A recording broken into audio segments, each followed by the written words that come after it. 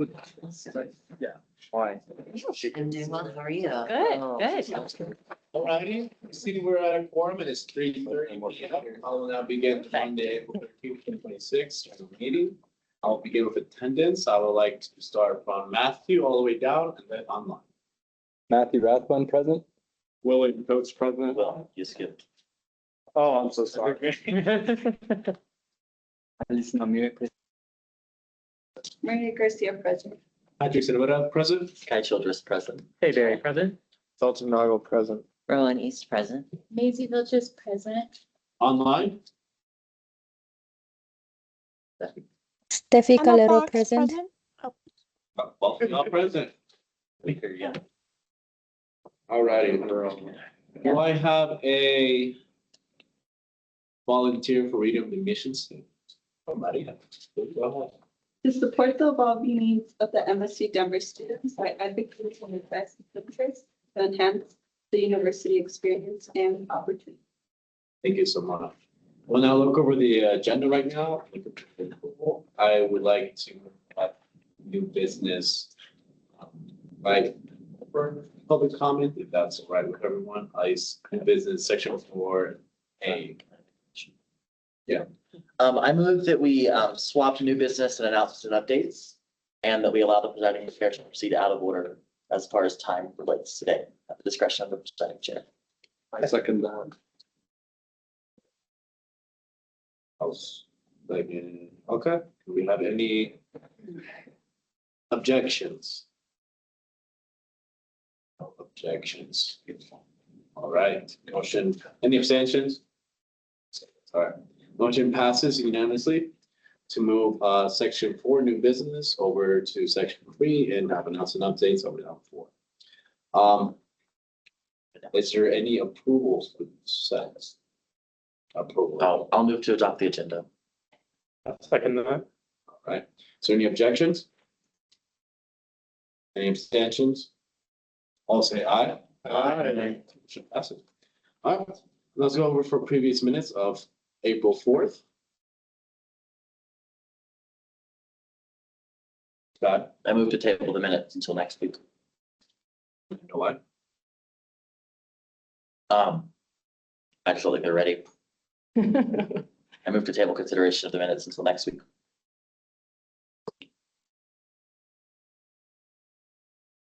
Here a second. I'll second that. Second that, okay. Is there any objections? Next. Any abstentions? All right, everyone in favor say aye. Aye. Say yes. Okay. All right, previous meeting minutes have been tabled. We'll move forward with public comments as we always do for 332 and 347. If individual were here for public comment. Can I just ask when I'm gonna get that feedback then, because I did send them out on Thursday. Sorry, I couldn't hear you. I did send them out on Thursday, to get the timeline of when I'm gonna get your feedback, so that you can prepare. I think we can follow up on the admin tasks out of the meeting.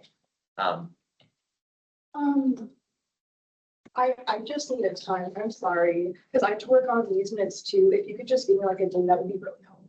Maybe we can, you guys can talk offline or perhaps during the updates. I'll follow up with you and Stephen. Okay. Seeing as there's nobody for public comment, we'll hold that. Oh, Tony. Sorry, it went there before. Hi, I wanted to come in, I am not able to make the budget committee meeting on Wednesday. And I know that there's some things happening with the TSAC club support. And so I just wanted to kind of give the whole committee some updates regarding it. Just kind of yeah, anyway, some updates, some thoughts on my end. So if you'll bear with me for that. As of today, looking at what has been requested, what has been approved, and what is pending. If I manage all of the things that have been approved or that are pending, will be $693.46 over. And that is recognizing that there is one of the requests that we've asked them to minimize, to kind of compound it or compact it just a little bit. And I know that they are working on that. And another that I was able to look at and request some changes to that as well. So 693 is what we would be looking at if the ones that came in over the weekend were to be approved. And so I know there's a conversation being planned around whether or not additional funds should be sent to support club and organization funding. So that's kind of that update. We've had 20 approved funding applications with 6 pending. So y'all have done some good work. And not that anybody asked my opinion, but I like to share my opinion about adding additional funds. I think one of the most, what we really see at this time of year in funding requests is for end of the year celebrations for our clubs and organizations. And they're often very flurried and a little unorganized because folks just want to get it in and want to have it. And so my proposal to y'all would be maybe to think about, I know we talked about this before and Faye also wanted to elevate this, is potentially doing an end of the year club celebration event that would be hosted by TSAC. Your incoming officers could also participate and be there. There's a lot of ways we could engage students and it'd be one thing all at once, and it would help them cross recruit and all of the things. So that would be my suggestion. Clearly, y'all didn't ask me for suggestions, but this is something I've actually wanted to do in the past and just have not had the bandwidth in the budget. So I think this could be a really good way to do that. So unless there's questions for me. So the total was 693, Over. Yeah. 693? Yeah. So if we do not increase the allocation to this, or there's not money found somewhere to let this continue for the next month, there will be application, either the application will close very soon, or there will be applications that are denied that otherwise might have been approved. Yes. Okay. So just to clarify, this would only impact two requests. One would be $57 short, and the other one would completely be not approved, but I also have the ability to have a conversation. They are looking to purchase graduation cords. And so they were looking at purchasing them in bulk, but I can help them find a vendor where they can just buy enough for those who are graduating this semester. And so we could likely bring that request down significantly as well. Thank you for coming, Tony. Yeah. Anybody have anything? All right, there's my public comment. I'm going to go take care of Osceola now. Hope to see you all tomorrow night at the Outstanding Student Involvement Leadership Awards. Yay. All right. Nice Tony. Bye-bye, y'all. Thank you. Good to see you. Yeah, he's here Wednesday. Is there any more? No? Good, we'll move forward with our guest here, Colton Walker. I would like to thank you for coming here today. Thank you. With us. Thank you, Just thank give a you. brief introduction to the counselors. Sure. Actually, my talk is a bigger introduction. So if that would be okay. So that's it. And one of the things that I thought we could do as an icebreaker, just quickly, is go around. So I know you did roll call, and I appreciate you putting your name cards so I can see them. But if we could just quickly go around and in one word, share what you think the world needs more of. And the second is, who is someone the world should be paying more attention to? Doesn't have to be super deep, short, but one word. And if someone picks your word, you have to pick a new word. Is that okay? Do you want me to start? Can you repeat them? Sure. Okay. So in one word, what does the world need more of? And who is someone the world should be paying more attention to? Someone as in one person? Or Yeah. can it be, No, you could say living or deceased. okay. Okay, a specific person then. Anybody that speaks to your heart, your spirit at this moment in time. And I don't mean to have my back. So if we could keep an eye on any comments or questions. Okay, so Matthew, do you want me to go first or do you want to go first? You go first. Okay, I'll go first. That's all I think. Sure. So I think the world needs more love. There is so much, I know, I picked the easy one, but it's true. It needs more love. We have so much hate going on right now. We just need more love. And I think the world should be paying more attention to Pope Leo. So I'm an old Catholic. I think he's a pretty phenomenal new pope. And on Easter, he urged world leaders to choose peace over conflict. He called for an end to war, and he warned against, and this is what struck me and why I brought this question up today, the globalization of indifference towards suffering. Like now there's almost so much suffering that we have this indifference to it. So love Pope Leo, even if you're religious or not, doesn't matter, Catholic or not, doesn't matter, but he says some things that are maybe worth paying attention to. Thank you. Thank you. All right, Matthew. Yeah. So for my one word, I would probably choose collaboration. Love it. And for my person, probably John Lewis, Say more. Just Um, say why John Lewis. civil rights icon. Okay. Great. Is it compassion? No. Alisina? Did I pronounce that right? No, Alisina. Yeah, correct. Okay, perfect. I would say for first one is respect Respect. people for each one, and then for the second, I'm now thinking I need my head. That's okay. No, don't worry about it. If someone pops in, you can circle back. Is that fair? Yeah. Okay. All right, Mr. William, Yes, courage. courage. I think of my mother. I think people should listen to my mom a little bit. Including myself. Love it. She taught me how to be courageous. Mhm. Yeah, I love that. Thank you. Maria. Yeah. So I think the one word should be kindness. Oh, good one. That's something that the world needs more. Mhm. Everyone should be kind to each other. And I think the second question I would pick would be Bridges. She was the first African American girl to attend an all-white school. To Mhm. this day, Mhm. she's still an activist. So Mhm. Yeah, more attention to her. it's good to bring Ruby back into the conversation. Yes. Patrick. Yeah. I would say more compassion is my word. I love I that. think when you have a level to understand an individual, be compassionate of who they are, their character, I think that goes a long ways, and I feel like that covers a lot of groundwork for each other. Mhm. And I feel, I'm not gonna say a specific person, but I would say if it's thy neighbor, I would say each other, because I feel when you have that level of understanding with the person that's next to you, the person that's across from you, regardless whether it be nationality or whether it be politics or you're out in Sonic or whatever. I Right. think when you have the compassion, trying to understand an individual, I think that goes a long ways. Well said. Hi, Sky.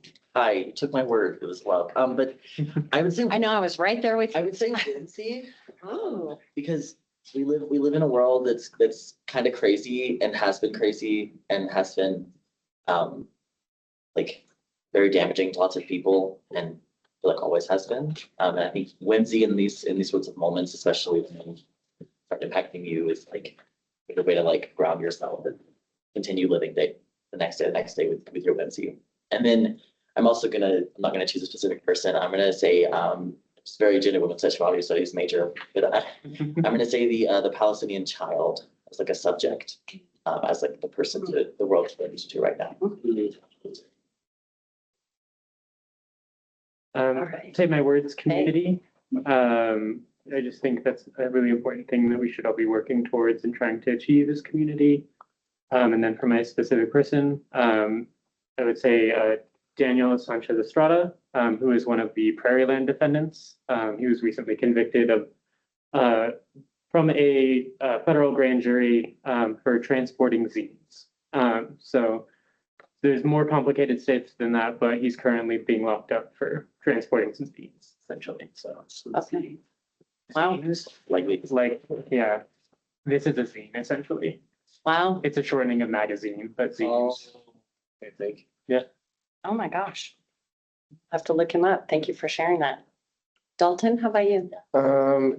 What the world needs more of is trees. And I think you have to be careful because it's not just any tree. You got to have the right tree for the right environment, the tree that belongs there. True. Actually, Emma Fox, I was we had a meeting, I was joining a meeting she was in. I talked about our tree canopy in Denver and how challenged it is. It requires really very thoughtful. And how about the person? Greta Thunberg, she hasn't missed. I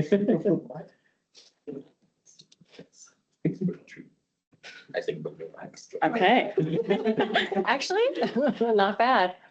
Okay, Rowan. Oh, so many good choices. I guess I would say understanding for mine. And for a person, gosh, see, I keep trying to think of a specific person, but the thing that keeps popping up for me is that people need to pay more attention to history. I guess, yeah. As a body of work, yes. Yeah, I love that. Thank you so much. Maisie. For my word of what people should be paying more attention to, I probably mixed up the questions, but it would be mobility. I think that mobility creates access to different resources and equity, and there's not enough of it that is accessible to everyone in the world. Yeah. And then I would say for my person, it's not an individual. I would just say young adults. When I think of like voter disenfranchisement and also just like the fact that a majority of the people that are currently in government are aging out of those positions, and how hard it is to be young and try to get your foot in the door in those opportunities. It can be very difficult. They say ageism isn't a thing if you're young, but in that world, it definitely is. Both ends of the spectrum. Yeah. You're either too young or too old. Yeah. Really good perspective. Susanna? I honestly wasn't expecting this for today, but I think one word I could think of is dream. Because I feel like lately everything that's going on, everywhere, everybody's just been like, well, the people I've been talking to, just been like doubtful and not confident and not thinking like the possibilities. When I feel like, I don't think I have a person in mind, but I feel like as a young person, I should have the ability to dream and try to stay confident as possible in what I do. Or else like I can't really like encourage others to do what they want to do. So I feel like Sure. that's Sure. interesting. Yeah. No, thank you for sharing that. I really appreciate it. Should we go online and then maybe Stephen and Keegan, you could join us. You could give your thoughts too. So should we start? Cynthia, you're on our top right.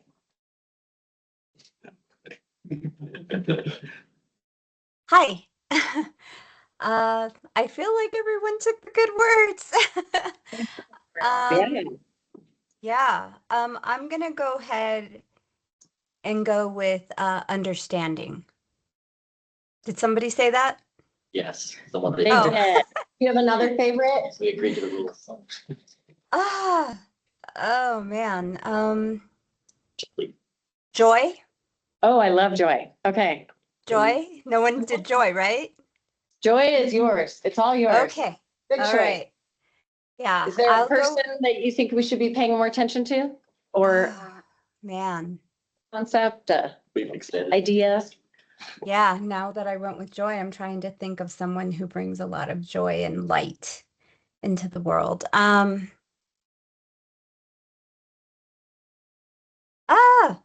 This is hard. Okay, it's okay. You'll have to come back to me. I'm gonna Okay, think of a I'll good come one, back to you. but yeah. Sounds thank you. good. I saw Emma was ready. All right, Miss Emma. Hi, my word would be trust. I think that we need to have, especially in this world of like AI and misinformation, like we need to really reestablish trust, and I think that'll help us. And then for my person, I don't have like a person. I know some other people didn't either, but I was gonna say like listening to pregnant women, talking about like just knowing like listening to like confidence over their bodies, like what it takes to create life and just kind of like that determination. I think we should really listen to those people that are creating babies. Great. Thank you. All right, Steffi? For the first question, I was thinking, willingness to listen to people, especially people that don't have the same, opinion on things, right? Sure. And then, oh, the person that I think we should like pay attention more would be Congresswoman AOC. She's a queen. She's awesome. I love her. Where's my son? Never mind. We love her at around our table. Yeah, she's a G. Great. How about Stephen? I'd say maybe my word would be patience. I think we need to have patience for ourselves and giving ourselves patience and a little bit of grace, as well as patience towards one another. And I'm gonna say, go plural with people. I think we need to be paying attention to folks in our local politics. What's going on specifically here in Colorado, because there are gonna be some things we can't control at the federal level, but the state level, we are, we have more. Very well said. Keegan, round us out, and thank you so much. I think the world needs more accountability, and I think something we should be paying more attention to is Tony Morrison. No, yeah. All right, before we move on, any last? These are great. Do you have a person we should pay attention to, Dr. Pearl? Yeah, I don't know if it's a person. I'm just going to make it a people. I think we should be listening or paying attention to the lessons of our ancestors. Love that. Yep, I'm going to go with that. Yeah, I would say like also to change that to education for the first one, and also the person that is Malala Yousafzai. She is fight with the education and women's right. Yes. Wonderful. Thank you. This was, thank you for spontaneously entertaining this icebreaker. It just helps, I think, get our voices in the room and kind of shifts our mindset. We've had a busy day, and even thinking about like, what's one word that just resonates with us at this moment, and who should we be paying attention to? I think it just offers a little bit of perspective. What I wanted to do today is share a little bit of my background and the leadership lessons around it. I had a really great meeting with Sky and with William, and thus the invitation to today. So thank you both for that. I really appreciate it. I do come bearing gifts. For those that are online, I will hand them to Stephen. When I can, I can't always, but when I can and it's a manageable size, I like to. So I'm gonna take a step back and tell you a little bit about myself. And I'm gonna do it starting with one side of my family tree. We all have origin stories. And as I listen to your words, and several of you brought up, family members who are near and dear to you. So my family are on my mother's side, they were Irish immigrants. And my grandfather had an 8th grade education, and my grandmother had a 10th grade education. And they settled in the city of Chicago. And it was, of course, in Ireland, we were living a life of real poverty. There were a few tenets that if anyone has been around Irish folk or might be Irish, humor gets us through a lot. We're really good in the dark days to have some dark humor that can get you over the hump. There is an absolute love of the written word and of reading. For a long time under England's rule, it was against the law for Irish-born nationals to learn how to read. So I had ancestors that read, like they'd go to school from, I kid you not, midnight to like 4 a.m. so they wouldn't get caught learning how to read. So I share that because that's just part of who I am. And the presents might have a certain shape that you could discern what they might be, but we'll save that to the end. So my grandfather, when, you know, they're in the city of Chicago, he became a journeyman plumber. So he had an 8th grade education. He's 14 years old. And that means you start at the bottom of the trades. He was a very, very brilliant man. And quite good at being a plumber, and actually worked his way up to being a city like inspector. So with an 8th grade education, you know, really worked his way up. He loved the American public library system. And there are many countries with library systems all around the world, but not all libraries let you check out books. You go to the library and you can enjoy and you can research and you can read. There can be all the periodicals and, you know, magazines and newspapers. I've learned a new term, zines. This is good, but you can't take them out. My grandfather was like, oh my God, I can take all these books out. This is amazing. It's eye-opening. During the Depression, when we had no money in Chicago, and my mom was a Depression era baby. She was born 1936, and on June 11, she will be 90 years old. So I'm very happy that she is still with us.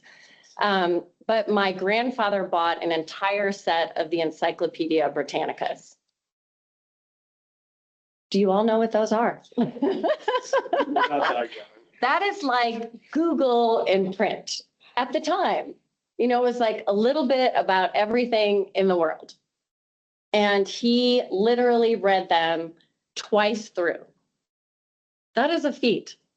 When he died, he asked, it's gonna make me emotional. He asked that his library card be buried with him and his journeyman plumber card. You know, he had over 400 people attend his funeral. That's a lot. So that's when, Patrick, when you asked me to do an introduction, gets a little more involved.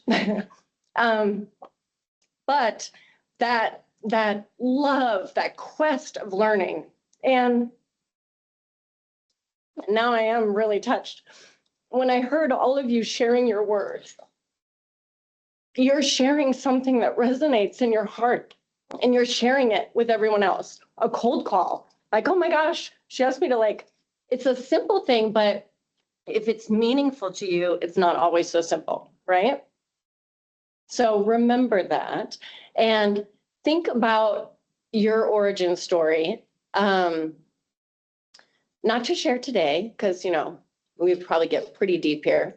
And we have, you know, we have really beautiful sides of our origin story, and we have sides that are hard for us to wrap our arms around and make sense of. But no one escapes from that. Like, we all have it, regardless. So that is my Irish heritage. That's that side. I have been a CEO, and I've just been sharing this week, actually, for 25 years. So I started out with a small nonprofit that I founded called Engineers of Dreams. And it was to help math and science, or to help young people look at, actually to help them with math and science literacy, but to have them look at math, science, engineering, and technology careers, so STEM careers. I went to, I think I went to over 90 schools in just even 1 year of that work. But when I got my engineering degree, the reason that that was important to me to start to work in that is that I went to Boulder to get my engineering degree, and there were 17% women. And that's a really low number. And when you think about it, you know, if you're less than 1 in 5 of anything, you really start to get lost in the crowd. And so how does how you show up matter? How does who you are matter? When you are represented so disproportionately, how are you supposed to be? So I am I would say I'm a very joyful person. I'm a positive person. I am trained as a mezzo soprano. I love musical theater. Again, humor is very important to me. That helps kind of break through the noise. But how does like someone with that personality fit into this engineering mold? And I felt that it took me a long time to feel comfortable in who I am as an engineer and not trying to figure out to be like a stereotype of what an engineer should be, because that wasn't me. So that took some wrestling. So I'm sure you may or may not have encountered something like that, but I certainly did. But I'm in my 25th year, and I have always been committed to either advancing women and girls, advancing STEM, or advancing higher education and access to higher education. And so this job, I'll celebrate my 7 years as CEO in June. So we're coming up on it. I know. Woo! It's been quite a 7 years. It's interesting when you take a job, how they share with you the job description. And it was a really beautiful job description, really great. Spoke to my heart and my soul. What they forgot to say is that there would be a lot of politics involved in my job. And politics in a few different ways. So I run the state agency on behalf of the state of Colorado. So technically I report up through the governor's office. And for any good news or bad news, that I call the governor's office. I call his chief of staff. And what they completely left out of the job description was that I would have to learn how to lobby. I had no idea what that even was, but you have to actually prepare, your P&L for a project. You have to, there are different, if it's like the Tivoli Reimagine plan, you've got to do a program plan. You've got to go before the Office of the State Architect. You've got to go before the Colorado Department of Higher Education. You have to go before the Joint Budget Committee. You might have to rinse and repeat, do it again. The Capital Development Committee is the committee that I lobby in front of the most. And we've been very fortunate. So I'm sure you've heard of the phrase baptism by fire. Representing AHEC at the state was baptism by fire. But where I found my sweet spot was if you are sharing a compelling ask and you can demonstrate how many people it impacts, you're showing a return on investment for that state taxpayer dollar. And the return on investment for Auraria is that every dollar invested has a triple multiplier effect. So it affects the Metropolitan State University of Denver, MSU Denver. It affects Community College of Denver and the University of Colorado Denver. So that triple multiplier effect is there. And in my 7 years, I've actually helped raise, and of course I work with my team at AHEC, but I've raised $149 million for the campus. And that I feel really, really proud of. And it's everything from roofs to HVAC, heating, ventilation, and air conditioning, working on chillers, windows, energy efficiency, new lighting design. All of our original buildings just turned 50 years old. So January of this year, 2026, was our 50th anniversary. And those buildings need help. I'm making it a mission to redo bathrooms on the campus. West and Central are done. Arts is next. Those were some of our earliest restrooms. They didn't even look like 1970s bathrooms. They look like 1960s high school bathrooms. They were bad. So we're redoing that. And then then we have, this tri-institutional campus. And for those of you that may not know, the campus was created because there was no public higher education in the in the city or county of Denver, none. So we had DU, a beautiful school, wonderful, expensive, private. We had Regis, another beautiful school, expensive, private, and parochial. Otherwise, you had to go away. You had to go to Greeley or Boulder or Fort Collins. So what the state legislature did, I thought was pretty ingenious. And if we think high drama ensues in our neighborhood, high drama ensues at the Capitol, to be sure. But they pushed and pulled and they created MSU Denver. It was the first open access regional university west of the Mississippi. This is a pretty awesome university. Really paved the way for what that means, what it represents. It was all about equity and access from day one. That was very different. The state legislature created the entire community college system, and CCD was the first system. And then CU had a night school in Denver. But your degrees were conferred or granted in Boulder.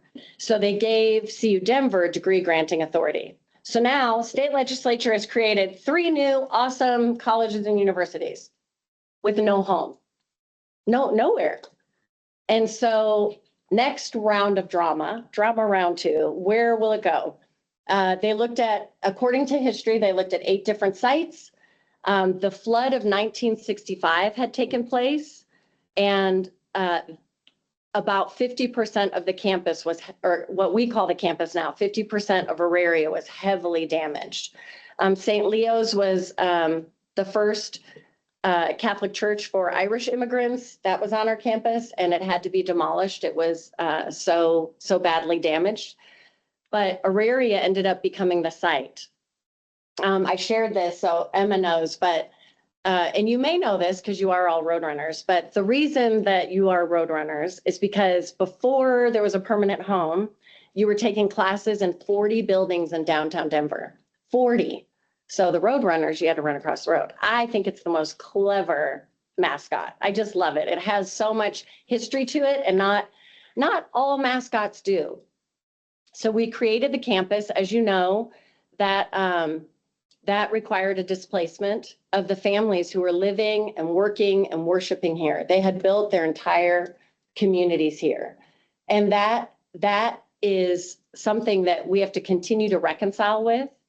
That is something that we have to continue to honor, to remember, and to celebrate. That kind of sacrifice, there's never a time where you won't have to honor, to celebrate, to reconcile with a displacement.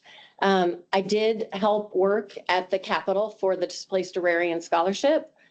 In fact, it was a quad institutional initiative. Actually, CU Denver helped take the lead.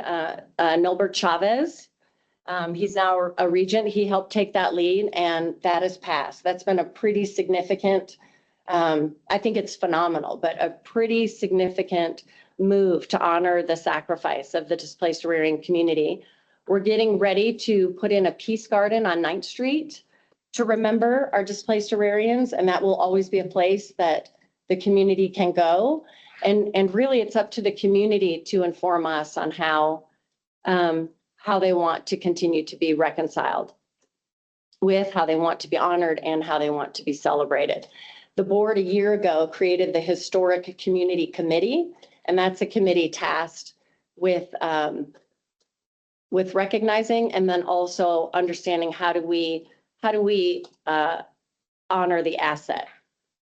So just given our time today, and I hope that I know semester's going to wind down, but next fall or spring, whenever, I could come back and we can talk about specific things. But in terms of understanding who I am and what makes me tick in just our kind of meet and greet here today, I've actually Jasmine and Kathleen and I put this little flyer together. but the flyer is important. So this flyer tells you a lot about me. So after we leave today, you can, I hope you're gonna have a small homework assignment. I hope you do it. It's super easy, could not be easier. But I wanted to share my words of wisdom, and these are hard-earned. Some of them seem very, very easy, but you'll understand as we walk through. Number one for me is be nicer than you need to be. And I heard that in several of the words that people shared today. You know, kindness, was that compassion, understanding, being nicer than you need to be is really important. 70% of my team are in the trades. So they are working behind the scenes. You know, they are working to make sure that the buildings operate, that the buildings are cleaned, that the landscape is taken care of. It's really important to me, if you see my team, smile at them, make eye contact. You know, if you see, you know, say thank you if it feels natural to you. It's really important to be nicer than you need to be. This is similar, but slightly different. Manners matter. How we ask for things, how we approach people, how we respond. Even in times of high stress, manners matter. And when they're absent, you notice it.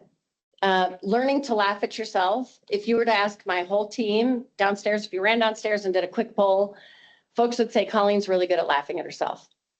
And that's something that we have to learn because it's hard. I think I had to learn that growing up because it just was not an option. I am very keen on being financially literate. So even if you're not in business and you're not in finance, you have to understand budgeting and finance. In your personal life, it's the number one stressor in a person's life, finance. And then as you enter into your careers, you have to understand finance. And so little by little, discipline yourself to learn it. So number 4, though, on a personal note, is spend less, save more. We're so commercialized today. I was the national board chair for the National Endowment for Financial Education. And we're spending more than we need to, and we're not saving. And so if we can learn as you build your careers, I know you're students right now. So you're upside down on that equation, right? I had to borrow money to go to school. But as we move into our formal careers, spend less, save more. Loyalty counts. Loyalty is important. And it's not loyalty at any cost. It's loyalty to people and causes that matter to us. Number 6 is understanding your boundaries. I have a feeling that TSAC that you talk a lot about boundaries here and what you have to do. Boundaries are so critical. And that's why, then we're going to go back to manners matter, right? Because we've got all these brilliant minds around the table. You're different majors. You come from different walks of life. I'm sure there are maybe just on occasion when you might not agree with one another. So, but boundaries are going to matter because we have to have differences of opinion where we're still respecting each other. And boundaries matter in our personal life too. We know when maybe someone's taking advantage of us or someone's not, you have a friend, you love this friend, but they're not always there for you, or they sort of tell you the truth, but they don't. If they just told you the truth, it would be so much easier. That's very confusing in friendships. I have found it very confusing growing up. Number 7, this is really important, and it's important to learn how to practice it now, but it's accepting accountability. So when you hurt someone's feelings, or when you've done something wrong, or whatever, or you are late, or you did half of the assignment, and this is in school and work and life, it's in your partnerships at home, just accept accountability. We're not good at that. And if you look at all the social media platforms, I mean, everything, it's like just everything rolls off. But that's actually not how life works, and that's not how relationships work. Number 8 is perfection is a myth. I like Instagram. I've been on all the platforms. I'm not on them very much. I like Instagram, except when it starts to stalk me. And it stalks me on how to make me more perfect every day. If I just did these exercises, if I just did this, if I just used this cream, if I just did this, it's like if you just did such and such, it's only 8 minutes a day, it's only 10 minutes a day, it's only 12 minutes a day. I mean, that's crazy making. And there are things that we have to do for ourselves that are healthy and fulfilling and rewarding. But if someone's always telling you how you can, if you're just a little bit better here, a little bit better there, that is crazy making. Perfection is a myth. The last two for me go hand in hand, and they first and foremost, you can always change your mind. When I was younger, that actually was a hard thing for me. I thought if I started something, I had to finish it. It wasn't until, and I am not kidding you, maybe the last 3 or 4 years that if I started a book and I didn't like it, that I gave myself permission not to finish it. Is that insane? That's so silly. But sometimes we don't give ourselves that permission. But sometimes they're on big things for you to change your mind. What if you start down a career path that's not the right path? Or what if you think you're going to be in technical, but actually you're really great in sales? Or what if you go technical and you really wanted to be in healthcare? That's okay. And then the last is keep an open heart. I think, and that's why I started with love. I knew I was going to be right there with you, but keeping an open heart. There's so much that wants to close our hearts off right now, or simply close them down. And that's what I have to remind myself. Just keep an open heart, keep an open heart, appeal to the better angels. Like when things are really going sideways, for me, it's keep an open heart. And Janine has Dr. Davidson has another, we'll add Dr. Davidson's number 11. She always says, presume good intent. So I'm going to tell her that we put number 11, presume good intent. So those are just, again, this is just a meet and greet today. I am going to read you 2 things, but before I do, your homework assignment is these 2 QR codes. And so Cynthia said joy today. So the first one is Ingrid Follett-Lee, Where Joy Hides and How to Find It. It is one of my all-time favorite TED Talks, and it's short, and she is delightful. Watch it, please. Put it on your counter when you're making toast in the morning. Like it'll be easy. Joy is so important to our souls. It's essential, and Ingrid says it better than anybody I've ever met. And then the happiness advantage, linking positive brains to performance. So we're getting ready to go into final projects, final exams. Who might be a little stressed in this room at this moment?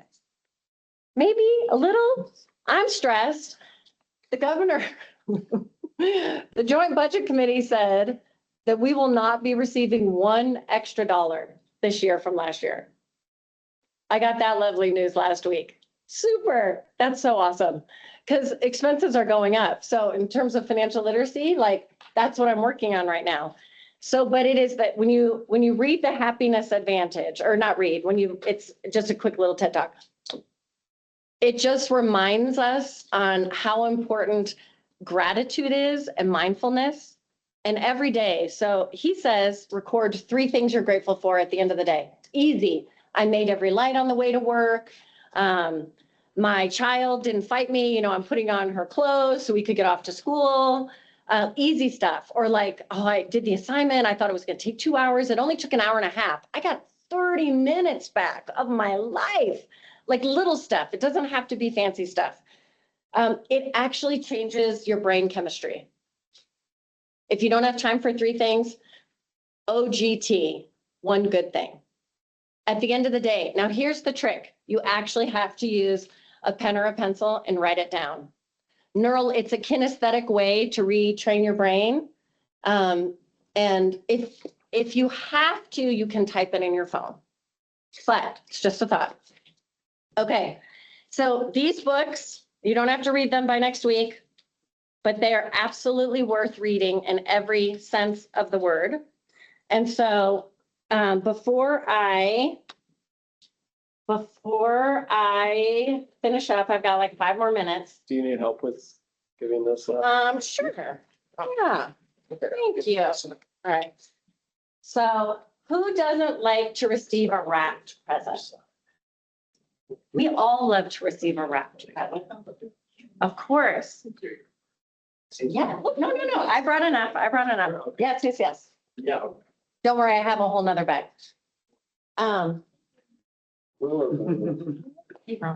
You're so welcome. I've got more. Hey, Kathleen. Oh, shoot, you're right. Okay, hold on. We're so close.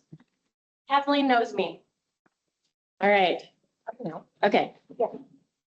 No, I'm thinking. Yes. Okay. So this book is the second on the list, and for Cynthia, Emma, Debbie, we will have 3 books for you. We'll leave them with Stephen. So the Native American parable, I'll hold off on that, but you can read it. It is a reminder to all of us on what we have to pay attention to and what feeds us.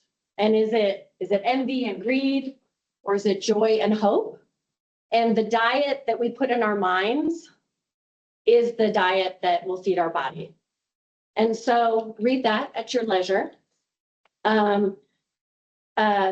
13 years ago, Gloria Steinem was getting ready to receive the Presidential Medal of Freedom from President Barack Obama.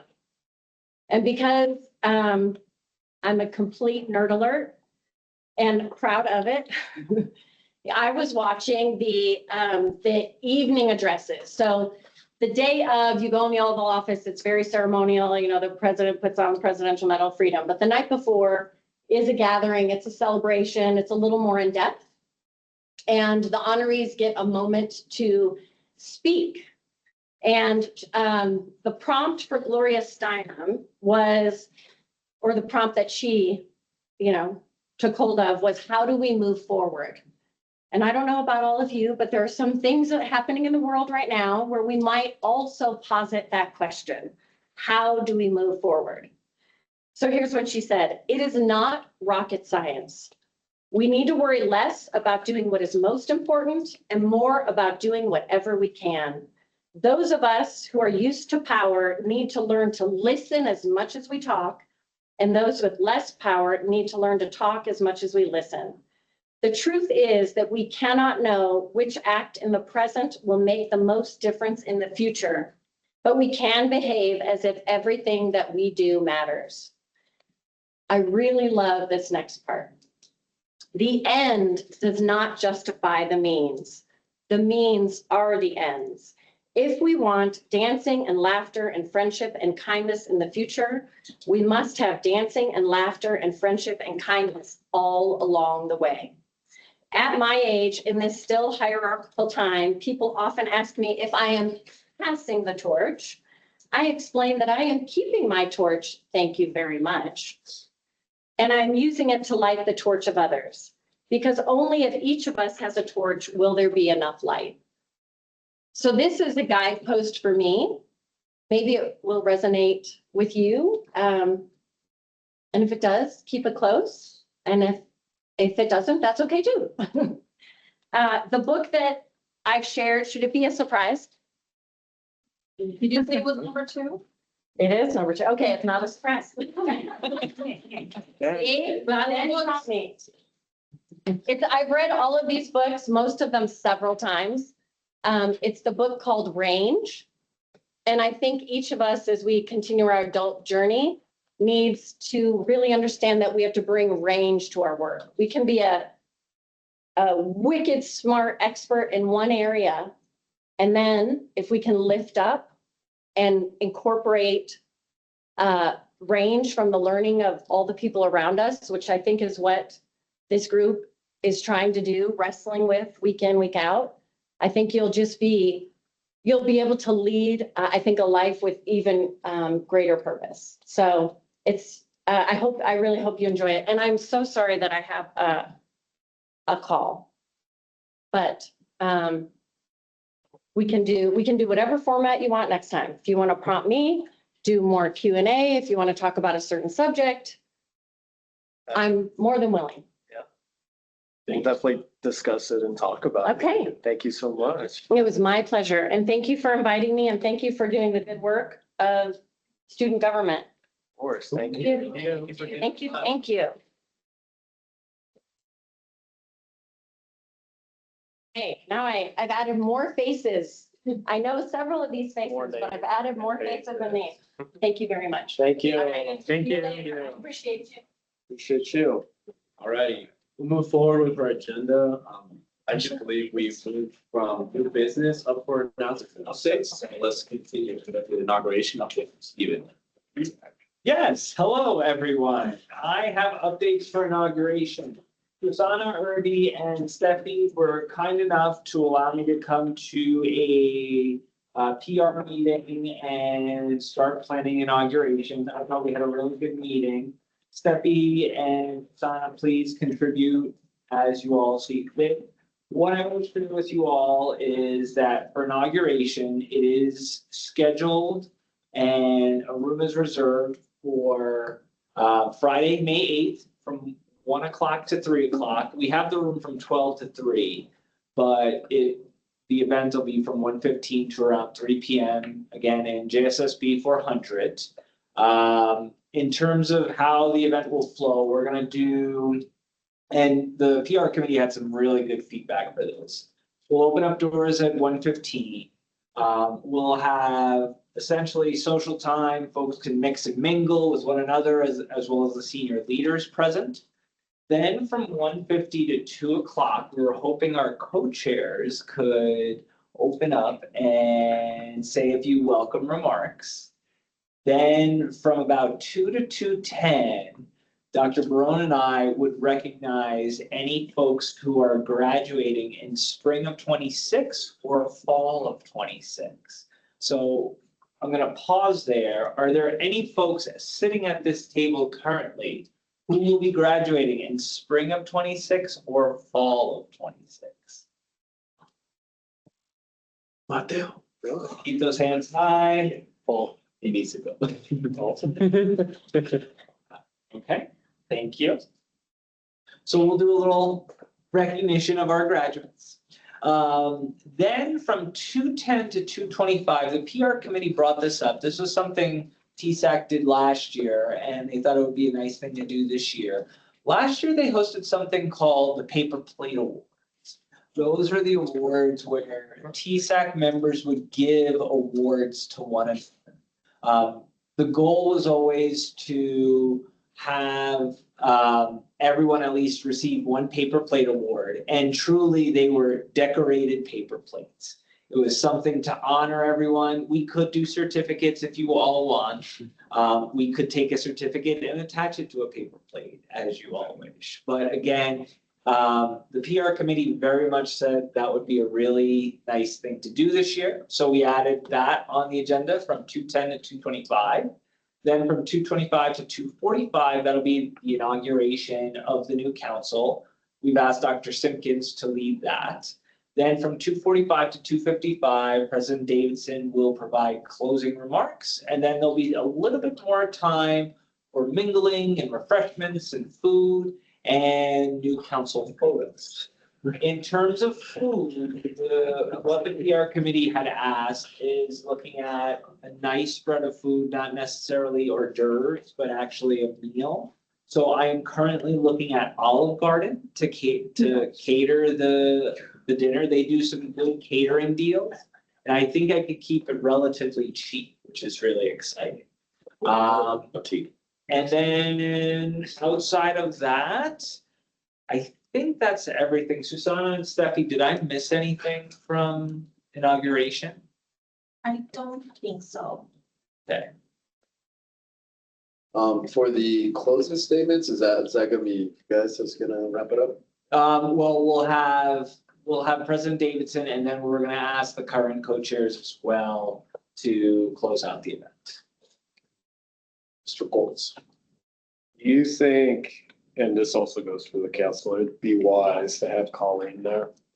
Kind of introduce the incoming council to Colleen, those who have not met her here in this space. That's up to you all. We can certainly invite her, sure. No. We should invite her, Okay. regardless of whether or not we think we even agree, like it'd be useful to have her, we should invite her. And then if we agree it's useful to have her there to be part of the program, we incorporate her. But certainly getting an invitation would be a really cool yearly thing to do. So. And Steven, Snuffy said photographer headshots. Yes, I am still working on that. Sorry, Steffi. I will get more information on a potential photographer for headshots for that. Adia? The room is reserved from 12 to 3, but it starts at 1. During that 12 to 1 period, do you need any help with decorations in which the council members can go ahead and help? We will. I haven't put out anything yet. I just wanted to provide a preliminary update. Either next week or the week after, I'll probably have an update on what we'll need in terms of help. It shouldn't be a lot. I do want to get some decor that we haven't seen in the eye. That way we're not spending any additional monies. I do want to do some nice centerpieces, little things like that to make the room look pretty cool. What day of the week is this? Friday. Friday, May 8th. Okay, cool. Just trying to make sure it wasn't overlapping with Dreamer grad. So, okay, that's Saturday. So.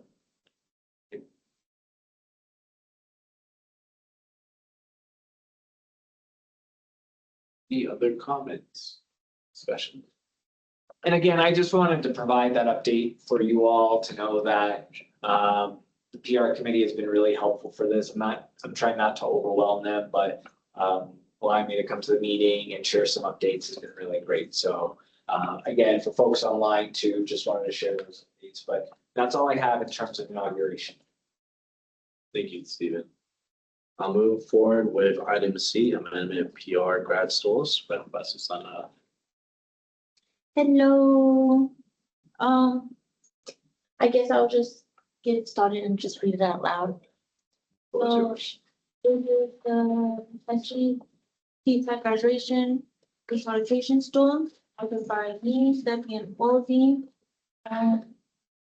Endorse nobody. So the abstract. Abstract is the amendment. This amendment makes these changes to SGG TSAT constitution to clarify the role of the advisor and the qualification of council member to be granted a graduation store.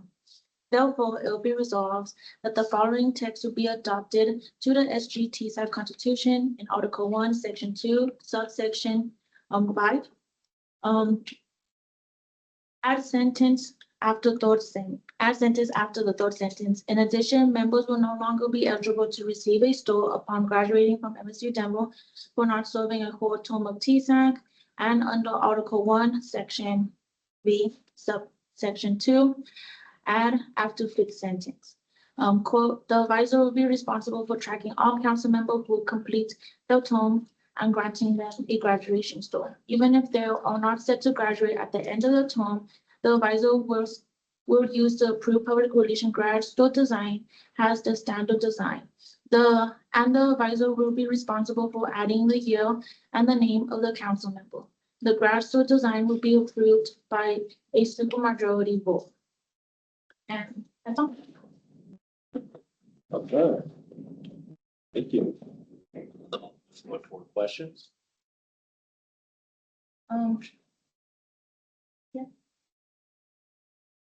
Scott. If someone served one full term and then served like a third of a term and then dropped out or was impeached or whatever method of leaving the council early, would that first line then say, it must serve the whole term? Would they be disqualified from getting their stole, or would that first year of service qualify them for their stole under this? It's the first year of service. It's basically like when they have entered from TSAC and to complete the whole term. If they re-enter again and doesn't finish it, they still qualify because they still served a whole term of TSAC instead of. And then the year that goes on the stole, is that the year they served in TSAC or the year they graduated? The year they served in TSAC. Okay. Alex Wilson. So like, so like the workflow for this is at the end of the year, the advisor orders the stole for the people, or do they wait until the person goes to graduate before ordering it with the previous year? I think I'm a bit confused from what you asked. So someone's a freshman, they do a full year of TSAC service, they have 3 more years to graduate. Does the advisor order their stole when they finish TSAC, or do they wait 3 years for when they graduate, and then when they order it, they would then have to order it with a different year than their graduation year? What's the workflow for that? So what basically is, our advisor will just be ordering the store according to the year that they have sold. So if they sold from 24 to 25 and they're graduating in 26, it'll just say 24 to 25 because the term of the test that they sold. William? Well, we're not gonna receive it. That's just in charge with the advisors. So That you kind of answered the question, but what for counselors who do multiple years? Is this the start year and then the end year? Yes. I'm assuming? yes. Okay, just wanted to clarify that. Well, it's gonna be super long, but yeah.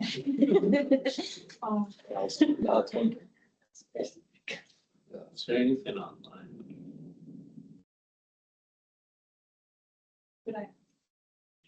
I have a question. Yeah. Sorry. Oh, I'm sorry. You go ahead. So I know in the past, we've actually, like, we have actual, what am I saying actually? That's not the word. We have also given like stoles to the election managers. Like I serve my term in TSAC. Does, like, if I wanted to get a stole, does it only count for the year I served in TSAC, or does it also count for my election? I think that's something that we didn't talk in PR. We didn't consider election as well. We were just talking about the council that consulted. That's okay. I serve my term. Yeah, thank you. I'm of the opinion that every member of TSAC should get a stole. And that would include the EA and the elections manager, or every student member, I should say, should get a stole when they graduate. We give Stephen a. Stephen gets a one stole every year. year. No, but every student member should get a stole, as my opinion. Is there anything in this amendment, that would prohibit that, or does it just leave it unclear? I think it just leaves it unclear right there because we did reach out to everyone for their opinions and feedback, and we didn't really receive the loss. We just kept it the same right there. Yeah, I think for EA and the election manager, I think that's something that we just didn't thought about. We just thought about from the previous resolution that we wrote to the one that we wrote right now. Yeah. No, I wanted to ask our current authority on the Constitution. If this amendment were to be passed as is, do you think it would prohibit the awarding of a stole to someone who hasn't served in TSAC but was a student employee and or delegate? They were otherwise a member, just not a counselor. Let's say council. Member of the council. Delegates. So I think partially it would because of the term council member. Because we haven't expressly defined it yet. I think it might be able to get, depending on how we want to describe the delegates program as it grows, they could be considered council members, but I don't think the elections manager or EA would necessarily be considered council members. Please. You had a hand up.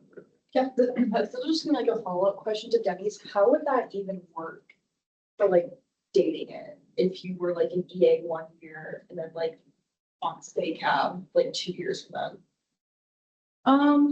Well, we wouldn't really put SACAP to it with all EA on it. I think, if you are part of the, what we have wrote in that if you serve the whole term of TSAC, you would just be receiving the graduation stole. And that's pretty much it. I just can't really.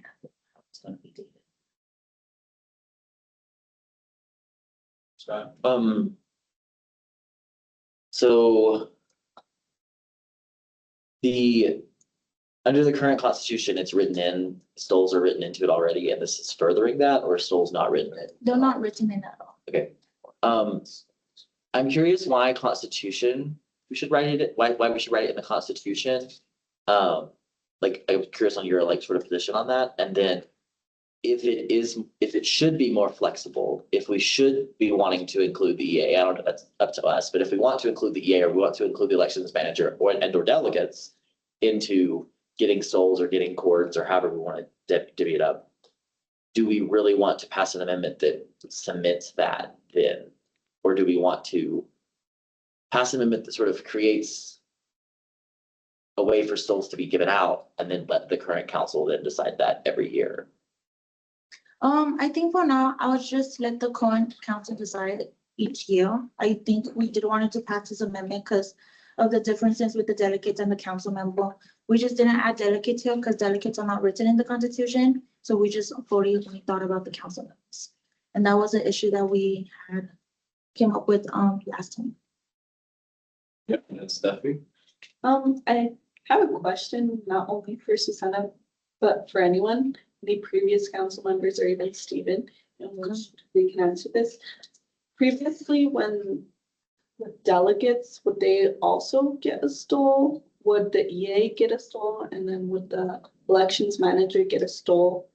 And other years? Yeah, I think last year we did give out the EA and the election manager a stole just because we had a bulk on them. And I just felt, well, what I'm seeing, ordering books is just not sustainable. And we just have to wait to the next person to graduate. And I don't feel like it really has a meaning to it. And unless with the graduation store, it does have a meaning to it because it's the term that you served. It will have his name, the TSAC logo.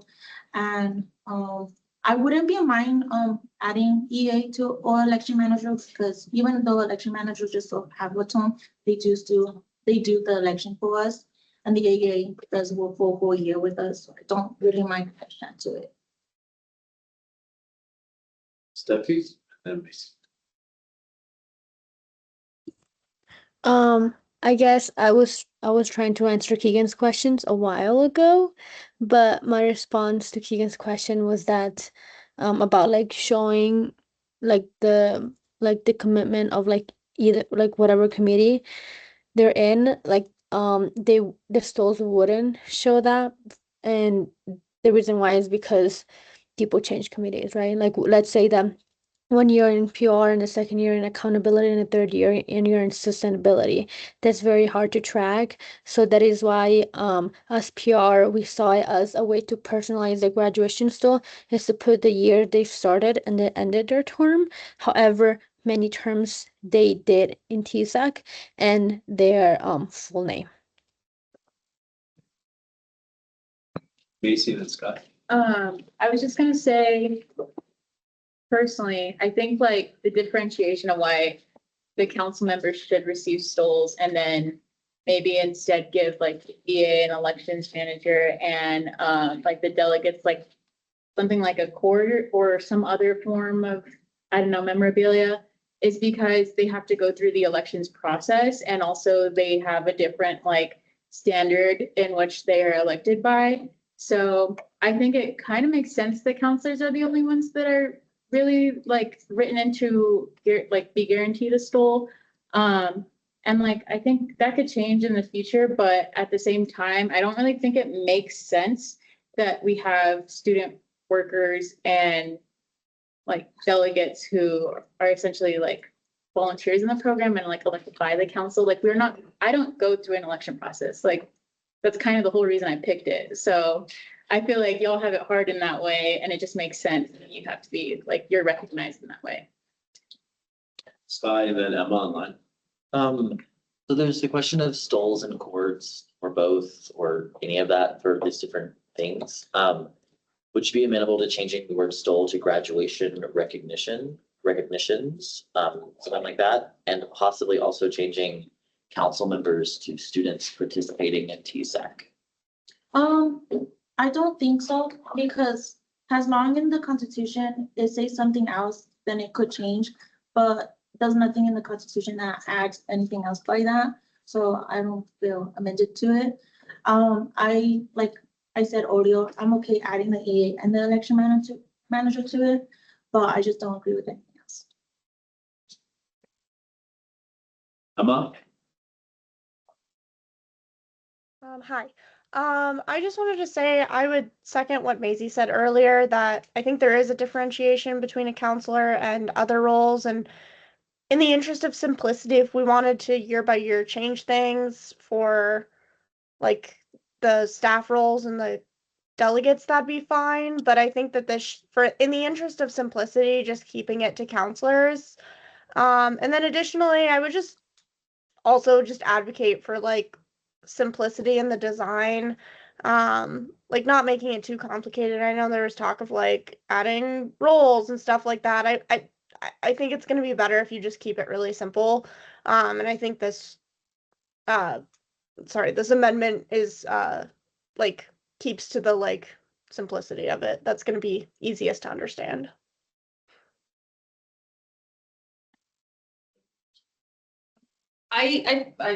Correct me, but I think that the question wasn't about the roles, it was more about like, how do you date those, like, right? Like, for example, me, I served in 2024, and then I had a gap year from 2024, 2025, and now I'm back at the elections manager. So I think the question was more about the years rather than like the like naming every single position. But you know, I just wanted to clarify that you all do whatever you need to do. I serve my time. Well, just to answer that, the data stuff will be just on, like, for example, Stephen, the advisor, since the advisor basically have us record and does know when we served and when did we leave and when did we come back. So we just we asked Stephen and he argued, he said it was okay. So it's just the job of the advisor to be responsible for that instead of each council member for each year to have the responsibility to reach out to a person that they probably don't know or just don't know how long they served, if they served the whole year or halfway. Scott? So I'm not reading anything in here that would specifically preclude delegates or the EA or anyone from getting a stole. This just guarantees council members essentially one. Is that an accurate reading of what this does? Yes. Okay, and then I guess it'd be up to the then current council to decide if they want to award a stole special to non-councilor, but student that participated in TSEC. If you word it that way, yes. Okay. Yeah. Then I would also ask just to clarify that in your first bullet there. In addition, members will no longer be eligible. I think we should change that to council members, just so it stays consistent with the rest of the Constitution, which calls us council members. So I will move to amend, and I imagine that's friendly, to change members to council members, that first bullet. I wouldn't be opposed changing it to council. Steffi? Be opposed? Irby's also on it.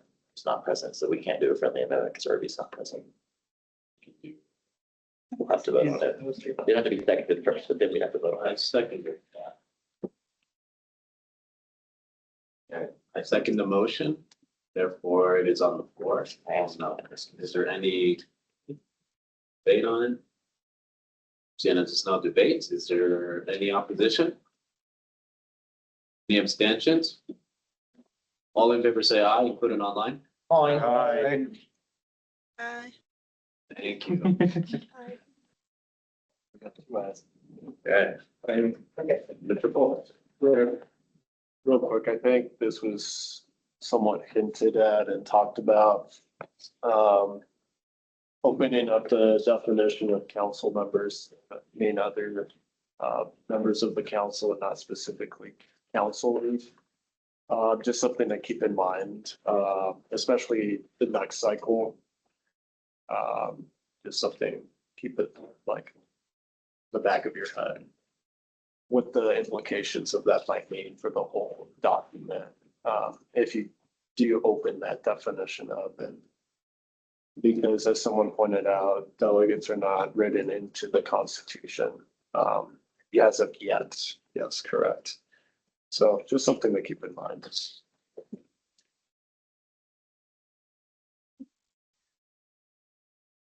Is there any more questions? I'll entertain a motion to approve or deny. Oh.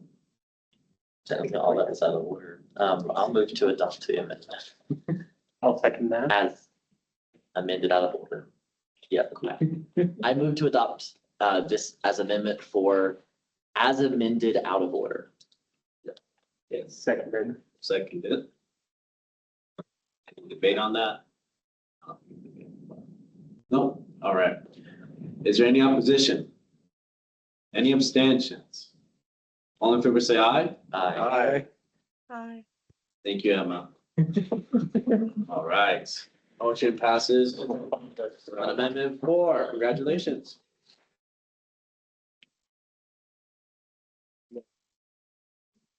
All right, I have a hand for open floor under new business. cool, all right. Whenever you're ready, Chair. I'll just move it forward. So now we're moving on to item D for open floor of new business before we enter announcements and updates. Scott? I sent a message to the budget chat about this, I believe after the agenda closed on Friday, but we were informed that the student travel, the TSAC Student Travel Booster Fund that we allocated money to had leftover money after they took everything they needed to fund the applications from last. And so under our constitution, that would require a reallocation for us to actually make use of that money again. And so rather than that, I think the original premise of our reallocation was to give that total amount of money from those two funds back to students who were facing a difficulty finding funds for their student orgs and for their sort of travel and professional development. So I would posit that we combine these two essentially. So taking all the money left over out of the student travel fund, which is a little over $2,500, and allowing it to be mingled with the funds that are in the campus event funding booster fund. Full government name on these funds. So that we can continue to keep the application open. I know Tony came to talk to us today just to, because she heard about this, because I sent her an email about it. And one of the things she did say was that there would be applications that would have to be denied currently that are pending, and then obviously able to close the applications for the rest of the month if there's not additional funds added to it. And so I wanted to poll the room and see what you guys thought about it, and then I would make a motion to do that with a suspension of the rules built in, which I know. Yeah. Oh, that was my budget announcement. Oh, no. Dalton? Can you remind us what the number coming back from the travel is? So we don't have an exact number yet because we haven't, not every dollar hasn't been, reconciled yet for all of the transactions. They're gonna happen in April, but we do know it's more than $20, probably 2,500, but it could be a couple hundred more than that. That's why instead of proposing a specific number, I was just saying, take everything from it and give it there, so we don't have to worry about a lost $120 that once we're done with this. So. The only thing I would say on that note is I'm very much in favor of doing so, but there's also that thought by Tony of doing that event that was talked about. So possibly using some of that money that would be a reallocation to one of our budgets to do that event as well, as a way to kind of get that student work involved in. There you go. Say something. Yeah, that's something that she brought up to me as well, and I don't think it's a bad idea to do that. I have, I guess, a question for PR, I guess, then. How much money do you think you need to put on an event like that? And then are we interested in putting on an event like that? And then we can sort of look at how much money is left from there. I think, I would have to communicate with Tony what exactly she's looking for, because it depends on the budget, what she's looking for. I feel like we could do something small. I don't think it should be more than. I feel like, as much as imperative it is, now I see you, Steffi. To answer this, I am in favor. For my announcements, I was gonna announce that we're gonna be doing reallocation for the budget on this Wednesday. So I feel this would be better suited during that committee meeting. Thanks, Scott. Also to the point about like what Tony's budget is, I think it's honestly our budget for what we decide we want this event to be. So we can kind of set that dollar amount and be like, this is how much we're spending on it. Rather than being like, hey, Tony, I think Tony's a great resource for that kind of event of being like, what do you think would be good here if we want that as a resource? But I don't think that we should be basing our budget off of somebody else's expectations. So Definitely. Did you say my name? Uh, Okay. Well, I was gonna say, I guess it's my opinion as one member of PR, right? I personally think we are very close to the end of the semester. PR has future finals and then the finals study initiative thing. So as much as I really like the idea that Tony brought up, I do think that when it comes to the planning of it and all the logistics that PI would have to be in charge of and be responsible for, I think that would be a lot, too much. So I personally at least think that I would say no to that. Go ahead, William. Okay, so I'm in a little bit of agreement with Steffi. I had conversations with Tony today in person as well as previously about this, and I think it would be a really good idea for future iterations of TSAC to have an end of semester party for all the student orgs every year. I don't think we have had enough time. We will have enough time to plan it if we were to start today. And I also don't think that changes anything to do with the student orgs that are already planning their end of the year celebration. So I think it's a little too short notice for me. And so I think that we should Move that water bottle, I can't see. essentially continue to fund Sorry. this.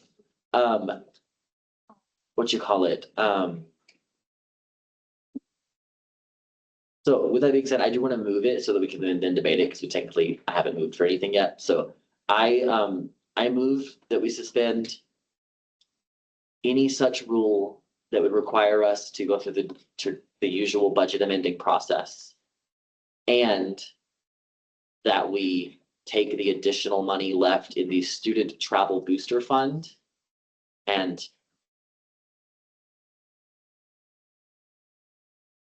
designate it for use in the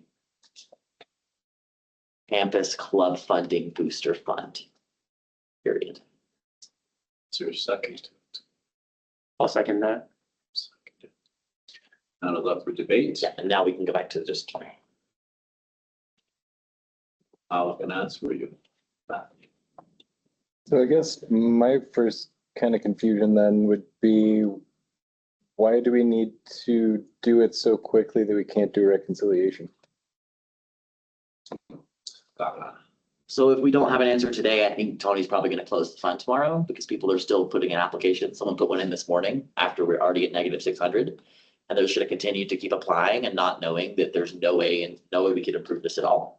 There was an email sent out that was like, hey, we're running a little bit low on funds, FYI, but I still think that we should close the application if we don't have any money. And if we don't know for another 7 days, that's not enough time, in my opinion, and I don't want to give the students whiplash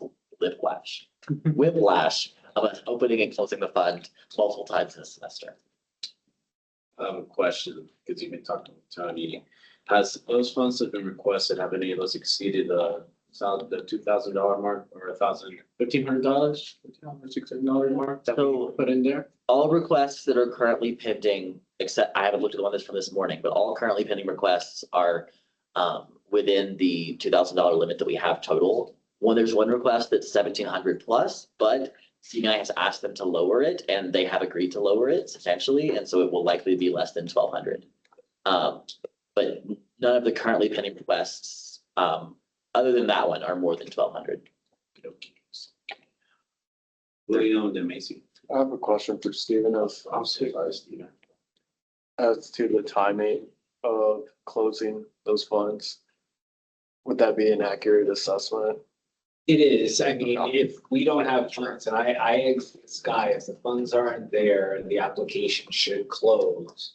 And based on what Tony said, the funds are not there. Nope. Regardless though, and this was just one thing I was gonna bring up, I have other things, but there are other folks in the queue to talk.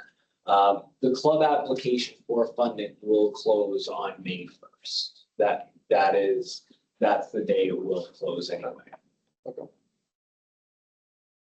Casey. That was literally all I was gonna say, is, I get their emails for like student org leaders and, yeah, we have until May 1st. If we allocate this money today, I foresee the fund closing sooner than May 1st, just because I foresee it continue also running out again, because there are students that are gonna continue to apply. May 1st is obvious, yes, that's correct. That's when we're gonna close it if it's still open, but I think that it will close tomorrow if we don't do anything. I think that's the most common sense solution for everyone involved. If we do add money to it, I think it'll likely close in another 2 weeks or less, just because I foresee students applying. And $300 requests add up when 5 students make them in one day, or, $1,000 requests certainly add up. So I think it's a small amount of money we'd be adding to this fund because we'd be moving it from what we originally were planning to give the student travel. But I see them as like similar purposes. This is just for you all to consider, more of advice than anything. Again, if it does close on May 1st, it closes, whatnot. I think this is a good thing to try to continue to provide funding towards clubs and organizations. I think it is important. On the flip side, what I will share with you all is I, of course, as your advisor, feel a little uneasy about you all suspending your rules. But that's up to you all to decide. And I would also share that your budget chair is not present today, but you also do have a budget meeting on Wednesday. So again, just things to consider as you all are making this decision. That's all I wanted to share with you. And so I was here. Like I said, we're doing a reconsideration on Wednesday, evaluating our spreadsheets and everything. If we were to do this now, because it's out now close, then during our budget meeting, we see that we may not, who knows, find more funding and we want to give more. Does it make sense to just do a suspension of the rules and then a reallocation of said budget once again? That's just a question. It's not like I'm playing against anyone, but that's just pure genuine curiosity. And just that's a question. Do you have an answer? I have a question. Okay. Yeah. On the point of the budget chair not being here, the budget chair did, I did ask the budget chat, and the budget chair did say that this was something they were okay with. I did explicitly use the words, would require suspension of the rules, and that was something that was okay.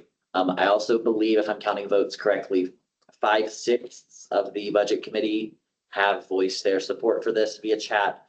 1/6 have not voiced support, opposition, or abstention, but we didn't specifically call a vote. It was just sort of back and forth. And so I think the budget committee is generally in support of this. Regardless, we will have to do a budget reconsideration on Wednesday because we spent $3,700 from the unallocated fund last week. And so we have to find that money, which it is there, but we have to go and reallocate. And so we're going to be doing one anyways. And so we will note this, this reallocation by the supreme jurisdiction of TSAC without going through the official budget committee process in that reallocation, and bring that back to current next week.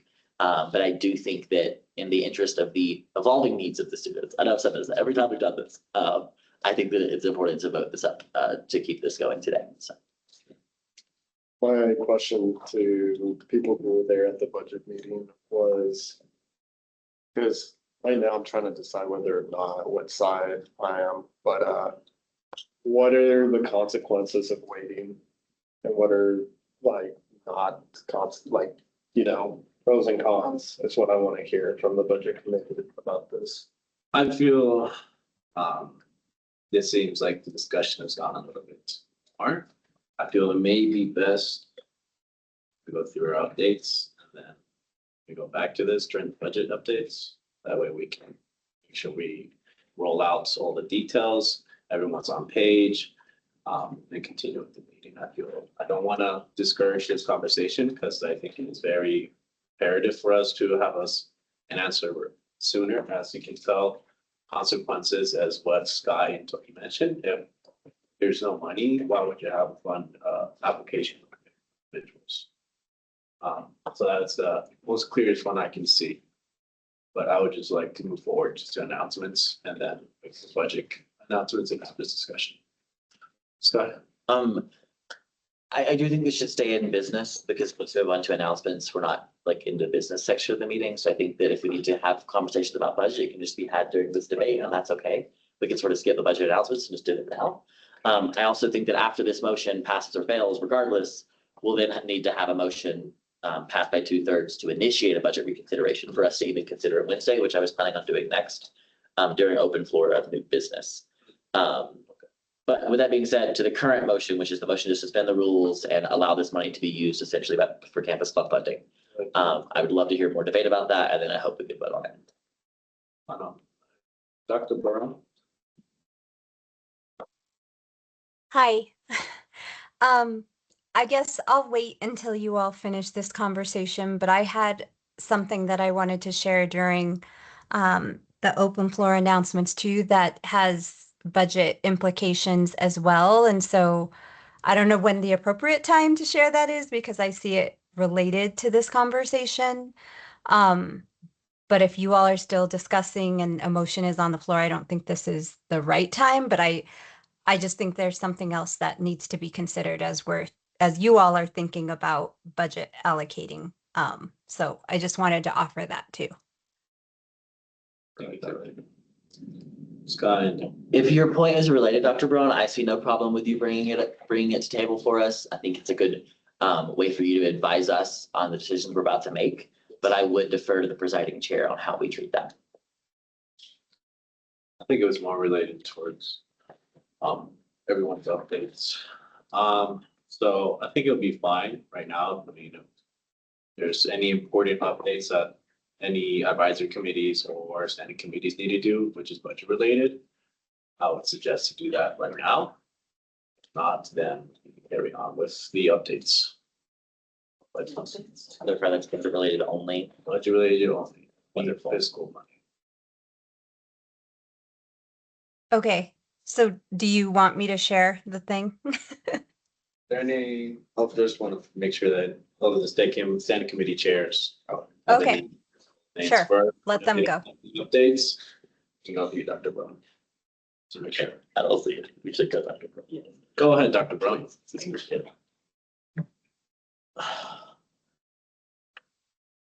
You're muted. Okay, I keep muting and unmuting myself.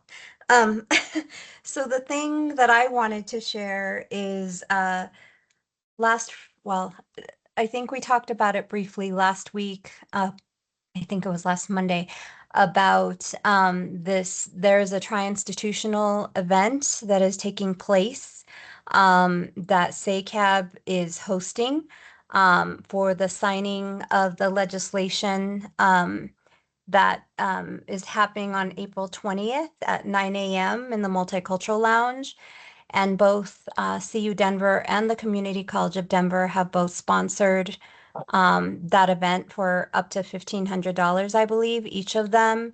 And I don't know if that's something you all as TSAC are interested in or planning on doing, but I did want to bring that up because that's another potential sponsorship that I don't know how that needs to be considered, but I do want you to know that it's important to either give them an answer or not in the next few weeks because April 20th is coming up in 2 weeks, or not even in a week. It's April 13th. And so I just wanted to put that out there because that is something that came up in the SACAB meeting on Friday. And they would like, whether money is present or not, they absolutely have invited all student governments to be present at that as well. So it's 9 to 11 a.m. next Monday, April 20th for the signing of the bill that has to do with SACAB. So I just want to put that out there as well. Thank you, Dr. Scott. In my capacity as representing this body at that body, I did let them know we do not have money for them. So that has been answered already. And unless someone wants to specifically decide to allocate it, I've already told them no based on our current budget situation.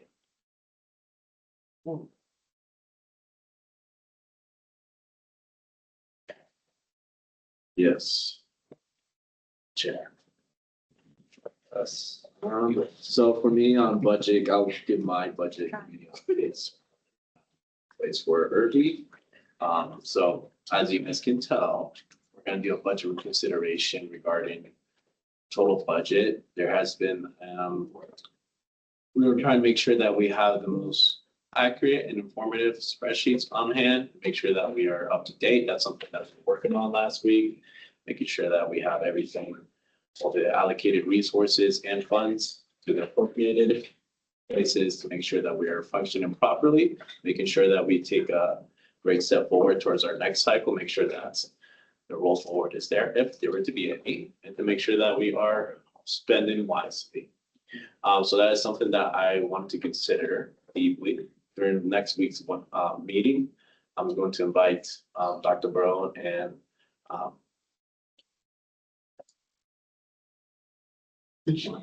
Chiwon in regard to see what to make sure that our budget spreadsheet is up to date. So that was my caveat with that. I just thought it was like a big conversation, but since we're in, it's how that we are. And I see 1, 2, 3, 4 budget committee chair, 5 budget committee chairs. So yes, thank you. So Yes, I agree with all of what Patrick just said. Sorry, I just blanked on my words. I think we'll have a motion to initiate a reconsideration after this motion. Makes the most sense. Yeah. I ask for more debate or dissent on the motion to suspend the rules and take money from Student Travel Booster Fund for the Campus Club Buddy Booster Fund. Mr. Rupp. Is PR finally okay with their budget? My budget should be fine, yeah. We talked about it, we had like. Yes, there was 13. Sky. During the most previous budget committee meeting, we did sit down and we did go over all of the budgets. It is the opinion of myself, and I believe my fellow members of the budget committee, that we do have the funds to reconcile the purchase we approved last week with the money left in our budget, not including the money we previously allocated to campus club funding and student travel. So the motion on the floor would not affect that because that was money specifically set aside and not considered in our calculations. Steve, I have a question for you. It seems to me like we will most likely, highly, like 99% chance that there would be going more funds towards two organizations. But that would be, say we made it official on Wednesday. Would that be able to keep the application open? Or is that something that we would not take into consideration? Yeah, I mean, that's gonna help, especially because you have some pending organizations. And then whatever, had said that right now, based on what's in the queue, you're $693 over. It would help. It's not gonna allot a ton of extra money for any clubs, but it will keep it open for a little.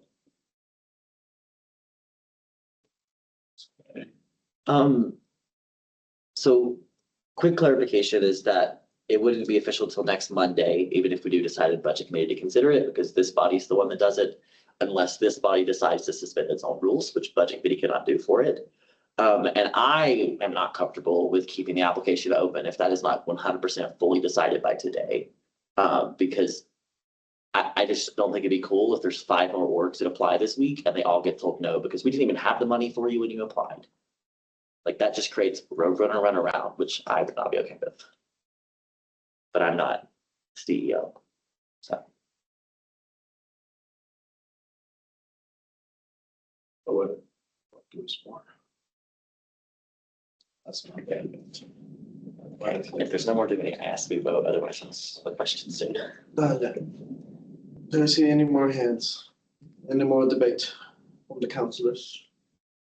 No? All right. Question has been moved. We will now enter a voting session.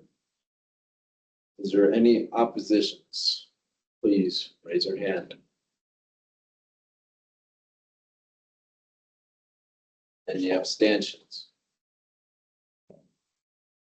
All in favor, say aye. Aye. Aye.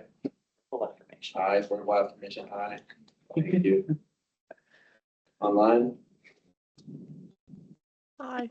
Emma. Thank you, Emma. Okay, so we have, And then would you call it that passed by 2/3? says passed by 2/3. A verbal affirmation. By verbal affirmation. All right, I'll now move forward. You can do it. Yeah, I was gonna move that we initiate a budget reconsideration, so that the budget committee can, cure the deficit in the unallocated fund. Second that. Is there any opposition? Any abstentions? All in favor, say aye, please. Aye. Sorry. Manners matter. Piece of paper. Right, thank you. All right, okay, we'll move forward. That passed. And a verbal affirmation. That has passed by 2/3 verbal affirmation. We'll now enter into our 19 updates. Beginning with our staff members. Danny? Hello again. I'm so excited. Today was the last event. And I went around rolling a car full of boba drinks, asking students. There have been quite a few students that hadn't voted yet, but as of like 20 minutes or so, we were already past 500 votes. Ooh. So it's been really nice. I got a granted and I give all the props also to the Phoenix Center. They have also been out there advocating for their fee. So it's been great. It's really exciting. We've never had many votes, guys. It's been cool. Thank you. Good job. I will be at the budget meeting on Wednesday with my spreadsheets and my results. Thank you. That's all. I appreciate that. Yeah. That's a good fund manager. So we have That's not Stephen. Steven. But also don't do that. Anyway, continue. Other staff updates. Okay, my updates are quick. Grad celebrations for different identity groups start the last week of April. So Black African graduation celebration is going to be held on Monday, April 27th from 5:30 to 8. Tuesday, April 28th, API graduation celebration will be from 11 to 1 in the Tivoli 440s. And then the Latinx grad is being held on May 6th, I believe. I think I have that date correct. And then Native graduation is being held on May 8th in the Terminal Hall from 5:30 to 7 o'clock. So those are the main graduation celebrations. And then as a reminder, Tony mentioned this earlier, Wasila is tomorrow in the Tivoli Turn Hall. Please come out and show up for your peers. Some of you may have paid for awards, others might not, but please do come. We're available. Direct question? Yeah. Do we know if anyone on the council has been nominated? 'Cause that might help. Or you can't. Do nominees get notified? Yeah. Nominees get notified. Okay. And we don't know. Never mind. Yeah. But it's a good thing for TSAC to always go out and support, because a lot of student work, even if no one from TSAC got nominated, we'll support clubs and organizations. So it's always a good thing to work with students. It's true. That is true. Announcement, you got an announcement? Yeah, so a couple of things. I will not be here next week. I will be in San Francisco representing Metro at SRN. Very fun. And also, just a refresher on the minutes, they are posted in the PDF version on Friday. So please have any comments, suggestions in by like at the very, very least 9:30 a.m. on Friday. Okay. Thank you. Oh, also, please be specific and highlight the section, so I'm just like scrolling around randomly for your comment and getting lost. That's it, thank you. So any more staff announcements? Dr. Barone. Hi. Hi, I just had a couple additions to Stephen's announcements about graduation celebrations. We have the Dreamer graduation is on May 9th. Met with Gregor this morning about that, and so that is happening. I want to say in the morning. It's 11 or noon. It's like lunchtime-ish.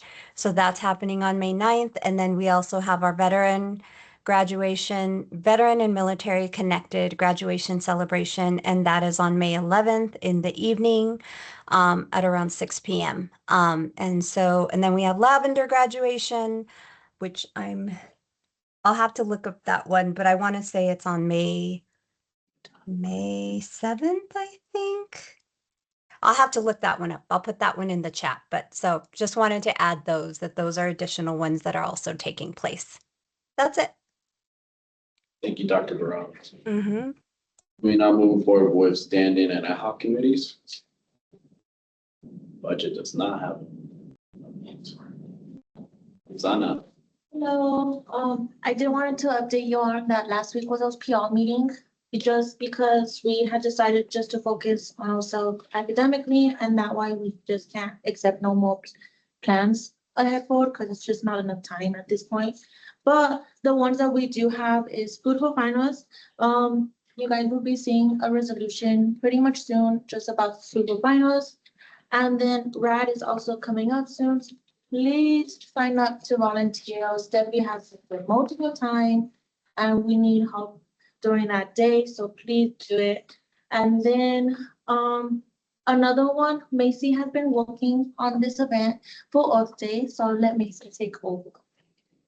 On April 22nd from 10 to 2 at the Lawrence Street Mall, ASCP is going to be hosting an Earth Day art fair, and we got permission to table it there. And for our booth, we're going to be doing a birdhouse, like assembly and painting workshop. And then we're going to be offering birdseed in little bags to go along with it. So if anyone's interested in joining me in tabling for that, feel free to stop by. I don't think we did a when to meet yet. I can develop that if anyone is interested. Otherwise, it'll just be me, and I think you said you could go for half of it, right? Yes. Yeah. But yeah, so that's what's on the agenda for Earth Day. And then also they're doing a clothing swap, and there is a bin in the Tivoli entrance, like kind of around the corner from where the quad entrance is. So there's a bin there if you guys have any clothes you want to donate for the clothing swap. I know I have a ton, so just letting you know if you want to participate in another way. Questions? Yes. Really? Wait, Did you have a direct question? I did. Okay, I'll just ask. For RAD, for the event, like for Walk of Glocka.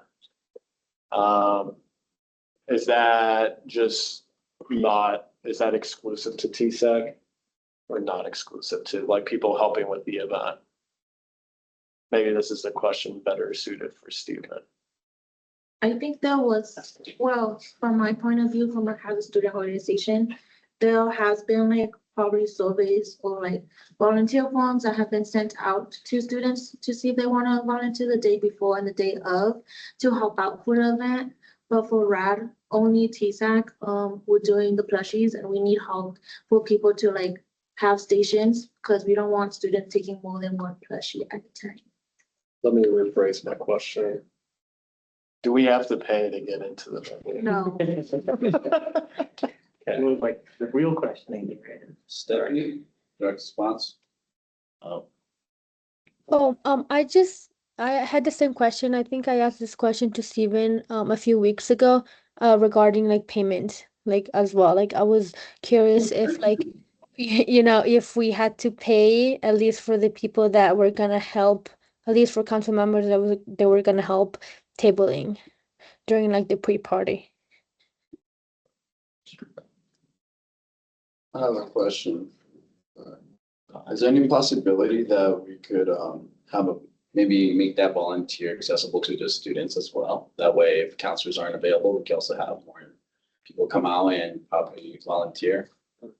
I think, I would say no, just because we have to be responsible for you all to see like where exactly you guys gonna be like helping us out too. I did tell the PR committee that I am jumping back and forth with my own student organization. So it's just really helpful just to have the TSAC face just to be out there for all of us to be there.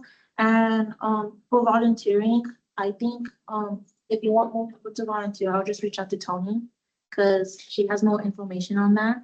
And if you do volunteer, I believe it's free. So I don't know. That's from my point of view. Sounds well regarded, like, No, I would say no. is there anyone? I was gonna go to Clerk's announcement. new thing. It's kind of announcement, kind of not. So I wanted to ask the training and transitions ad hoc committee, if you guys intend to have a report, on like what our transitions look like. And like, I would love to hear a very small report back, like the work you've been doing and how, counselors can get involved in that work, if that's still work ongoing. Sure. So again, over the winter break, we did develop a lot of the background stuff.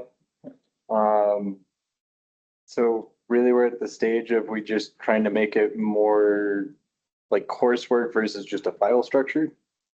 Which we do have a meeting with Stephen. What day was that? Do you remember? But it's not going to be at least until after the 4th, if I remember correctly. Because we're going to focus on that kind of in that in between like everything wrapping up from the semester and then ramping back up for the actual training events. If council members or delegates are interested, like please reach out and we'll try and keep everybody in the loop on like when that meeting is and what we need though. And then, will our training and transitions committee chair and vice chair, be there for the training during the summer, sessions to help, support in the training or no? That is my intention. Okay, cool. Just curious. Okay, I'm now presiding chair because Patrick had to go to the bathroom. Standing and ad hoc committees, anyone? So for accountability, we're going to be talking about our guidelines procedures over the next week, hopefully with everybody, because we're going to try and pass those next week.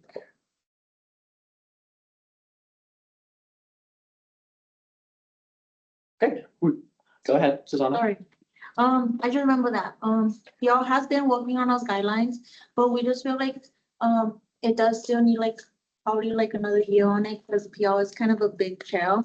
So we did start working on it, and we kind of want like future council member to work and add on it too, to see their own opinion on it. I just don't think it's gonna be realistic for us to release a whole guideline for the rest of the semester. But a starting point for whoever gets PR would have like a good transition of what PR would. And from that, we did add like not only PR chair, but 3 other chairs to work with the PR committee, just because PR consists of event planning, marketing / communication, the chair and the budget. So those are ideas. So if you guys wanna look at it, it is on the OneDrive. You guys could are more welcome to add comments, add opinions to it, because it's not official, but I think it's a working document that PR needs. You're gonna have like a whole cabinet. Is that what's happening? Yeah, basically. Vice chair of communication, sorry, Will. Quick question for PR, and this is more from accountability perspective. That way we have documents and I guess to some degree the transitions ad hoc committee. So I'm hearing there's a potential for a starting document that might be passed within this cycle, so the next cycle has something to work off of. Am I understanding that right? I would say a transition document, just to make it easier for the upcoming council member that takes that position, but not the official guidelines. Guidelines and procedures? Yeah. Okay. Any other hands for, any of the rest of updates, combining everything? Welcome to edit. Faye. I have an update from Faculty Senate. they're currently considering signing a mutual defense compact and making that official part of the university. If you want to know more about what that is or what that means, talk to me after. And then they're also talking about something that came down from CDHE about a possibility of introducing a reduced credit bachelor's, so dropping the 120 credit requirement for getting a bachelor's in Colorado. So those are things that are currently being discussed in faculty senate. If you have opinions or questions, let me know. Anyone else? Will? We extend the time. We have not. I just have not called that to the attention of the council at the moment. Is there any other hands, any other updates? Okay, I have one last. Oh, go ahead. Sorry. Go ahead. I was gonna say for the study event that we were gonna have at the library, so we were just mainly gonna hand out snacks for the people that were sitting there from like 6 to 8 at night on May 4th. But then the lead librarian wanted to meet with us and they mentioned that they're going to be doing their own final events. They're calling it the relaxation station, and every single day from like, I can't remember, I think it's like 10 to 2, they're gonna be doing their own events. I told them that we didn't really have the capacity to like plan to be a part of that since it was just kind of last minute. But they don't want us to do the same format that we've done in the past, where we just like lay out snacks in the cafeteria. They're actually having us like sit at the front entrance and like table and hand out the snacks personally. So I'm just letting you guys know if anyone is interested in doing that. Again, I'll be there. Great. And then I have one last for open floor. At least I hope I do, unless it just left.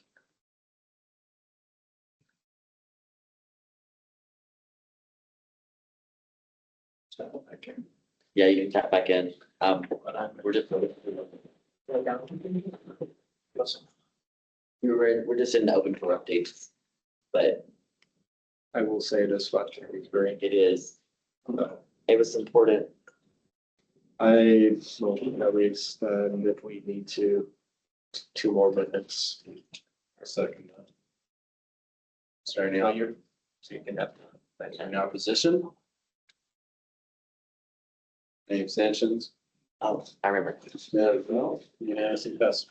On May 9th, it's a Saturday, from 12 to 2:30, Dr. Brown mentioned it, it's the Dreamer graduation.